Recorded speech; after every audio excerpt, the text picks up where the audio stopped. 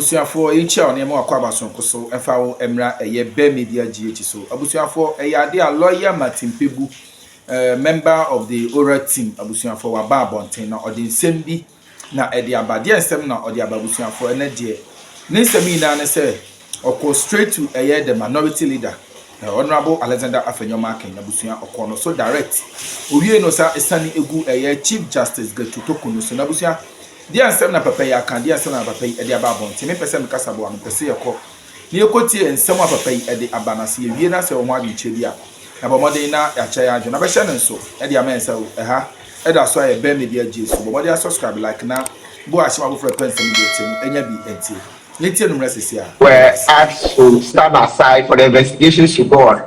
Mr. Kanse, as we speak now, so you know the matter is that citizens have heard, I'm not talking about the petitions because the law says we shouldn't talk about the petitions, okay? Even though we send the but I just go with the MPP's own press conference and also the management letter. You referred to was the last week. And in fact, before we even getting to that, because I referenced the management letter, you also referenced as well, and the audit there was an audit as well, which we have seen. But then the MPP's position is that the petitions and the details they have seen, they describe it as frivolous and feeble.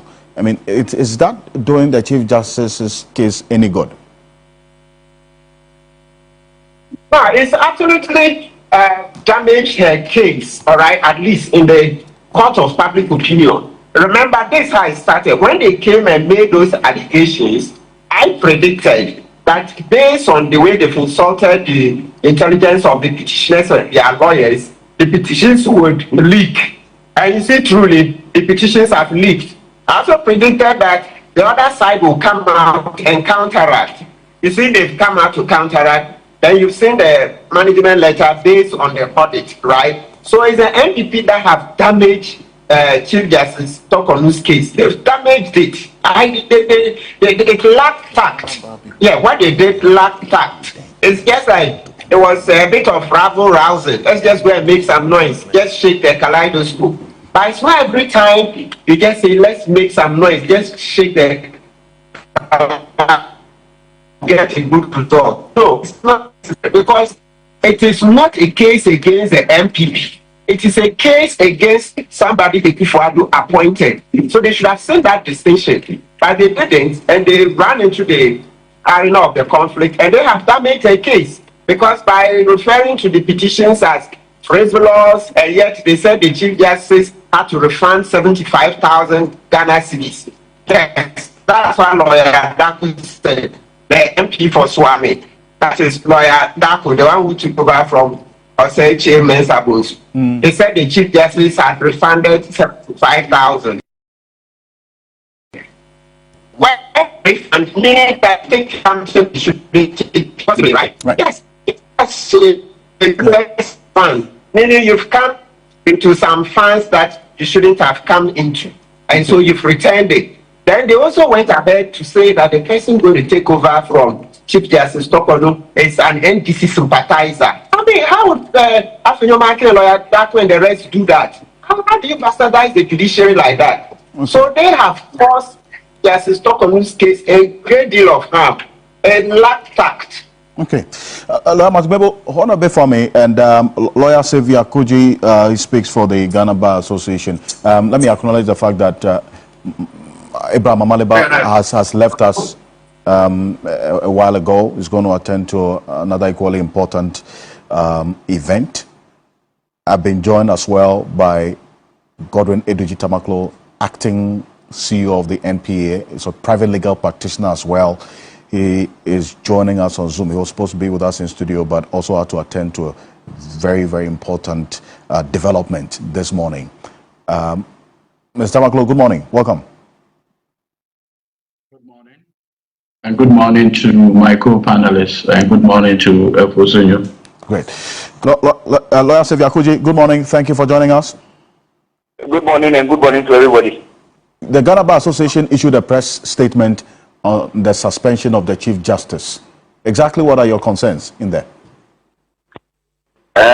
Thank you for the opportunity. Our concerns are that it appears the discussions on this whole exercise have taken a political dimension. Nobody has so far said that the president has not triggered a provision in the constitution.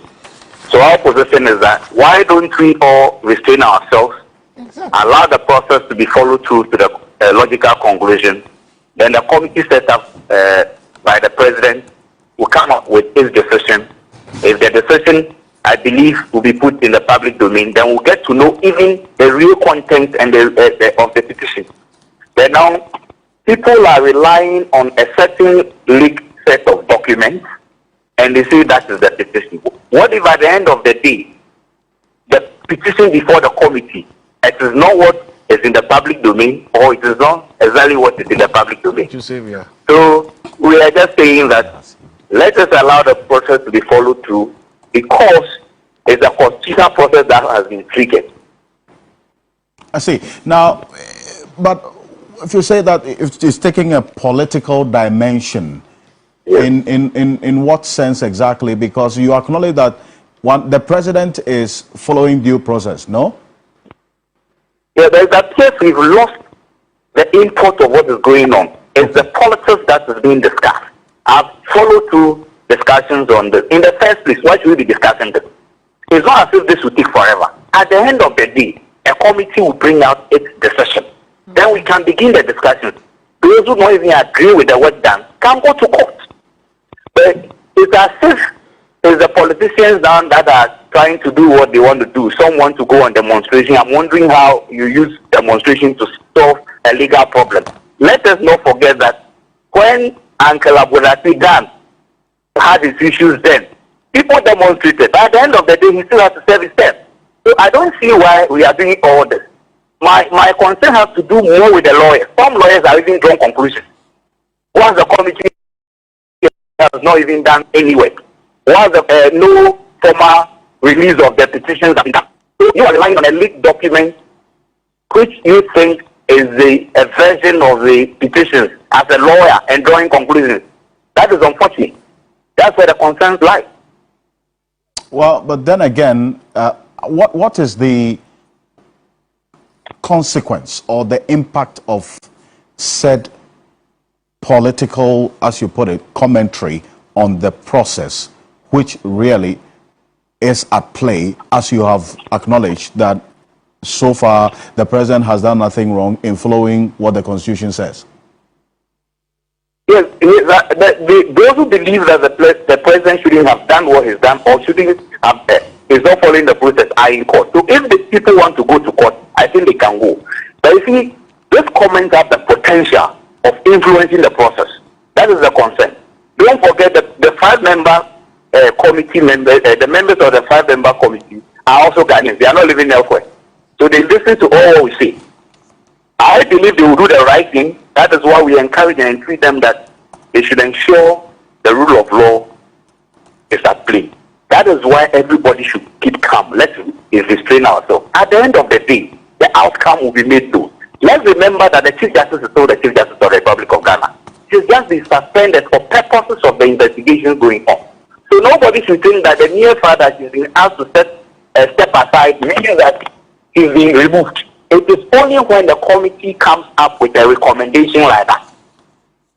Well, but you talk about the committee. I mean, the constitution, I mean, the membership of the committee, these are persons, you would say, have impeccable record for the task at hand? No? No, they are human. They have their limitations, but if you take the 2 judges, for instance, I believe the constitution, the framers do not just recommend judges for the fun of it. They know judges are trained for a special purpose, and they are going to bring their training to bear on the process. The other 3 who are non-lawyers will also do that, and will also do that. So I am just saying that let's stay off, allow them to do their work. At the end of the day, you have the opportunity to do all the criticism you want to do. So you didn't go to court, because their decision is subject to the decision of the court. So why are we rushing? No, but the conversation, at least from what we've been having on this platform so far, hasn't gone into so much of the details of the said petitions. Some lawyers have come out to say that according to their analysis, no prima facie case should have been established. Why should a lawyer be saying that? This is an ongoing process. In the middle of it, you are drawing conclusions. I think it's not the best to do, professionally. I see. And you're saying that you carry out your mandate to defend, strengthen, and enhance the justice delivery system in Ghana in the midst of all what is happening. What exactly are you going to be doing? If you read the opening sentence of our statement, we say we've been closely monitoring the process. So for us, if there is a process that ought to be followed, is not followed, we'll have to intervene when necessary. But so far, I don't think that anybody should raise those issues. We should allow the process to go on. So all we're saying is that we will not sleep. We will be alert to make sure that the process is followed through. That is why we even encourage and entreat the committee members to work within the ambit of the law so that at the end of the day, the rule of law will prevail. Because it is really Ghanaians who have made these laws for ourselves, including the Constitution. It's not any other person from anywhere. So we have to respect the laws. And rightly so. I know you're following the discussion, so stay with us on it. And I know that the Ghana Bar Association, you're having your mid-year conference, which you are at now, reason why you couldn't join us in the studio. But kindly stay with us because I'm going to come back to you. Lawyer Digita Macro, I bring you on this, especially because of that particular point that lawyer Xavier Koji makes, and the GBA essentially talking about the politics of things. He acknowledges that due process is in place.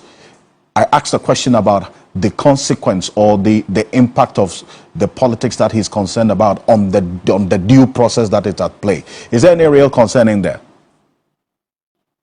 Okay, so once again, I want to say good morning to my learned senior Kuje. Having said that, I think that in a democracy, once these events are happening within a democratic society, the question of conversation and debate, you cannot take it away from that. I think what possibly we should maybe look at is whether the conversation is intemperate, whether the conversation are happening within the confines. Because you see, one of the cardinal principles of the 1992 Constitution. If you could sit back a bit for me, sit back a bit. Sorry. Yes. Is it better? Yes, it is. Yes. So, like I pointed out, one of the cardinal principles of our democracy is the question of transparency, probity. The word probity means to, as it were,